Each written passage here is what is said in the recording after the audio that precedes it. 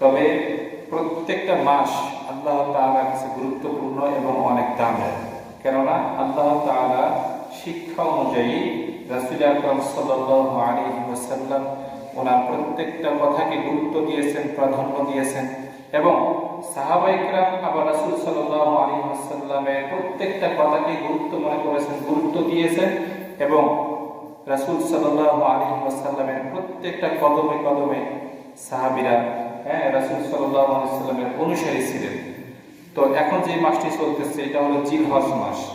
তো আপনি এইভাবে খুতবাগুলো পড়বেন, খুতবাগুলো পড়লে আপনি বুঝতে পারবেন যে 12টি যেমন 12টি মাসের খুতবা যখন পড়বেন তখন আপনার কাছে প্রত্যেকটা খুতবার কথাই প্রিয় মনে হবে এবং প্রত্যেকটা খুতবাই প্রত্যেকটা মাস আমাদের কাছে অত্যন্ত জরুরি এবং অনেক গুরুত্বপূর্ণ।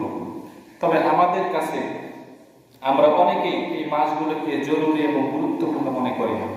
যেমন প্রত্যেকটা মাসের কিছু হক রয়েছে, প্রত্যেকটা মাসের কিছু আমল রয়েছে, প্রত্যেকটা মাসের কিছু ইবাদত রয়েছে, আমরা এগুলো সম্পর্কে আমাদের অনেকের ধারণা নাই। যেমন জিলকদ মাস, এই জিলকদ মাসের মধ্যে কিছু করণীয় ছিল যেগুলো হয়তো বলা হয়েছে। আবার এখন যে চলতেছে জিলহজ মাস, এই জিলহজ মাসে কিছু করণীয় আছে। জিলহজ মাসের আমরা যারা কয়েকদিন থেকে যারা ফজরের জামাতে যারা আসছিলাম হয়তো এটা বলা হয়েছিল যে জিলহজ মাসের শ্রেষ্ঠ 10টি আমলের মধ্যে প্রথম নাম্বার আমল বলা হয়েছে। এটা আমরা অলরেডি অনেকে চালু করে দিয়েছি, আজকে আবারও বলা হবে। আমরা যারা জানি না এই আমলটি যেন আজকে থেকে চালু করতে পারি।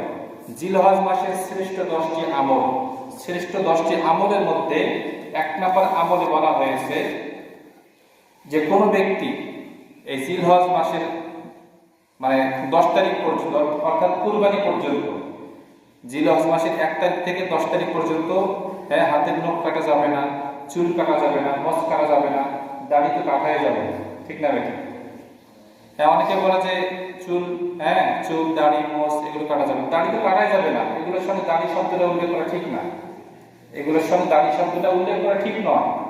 তো আমরা যারা কুরবানি দিব কিংবা যারা কুরবানি দেব না, এই আমলটি আমরা সকলেই করব। অনেকে মনে করে যে এই আমলটি হয়তো যারা কুরবানি দেবে শুধুমাত্র তাদের জন্যই গ্রহণযোগ্য না, এই আমলটি সকলের জন্য গ্রহণযোগ্য।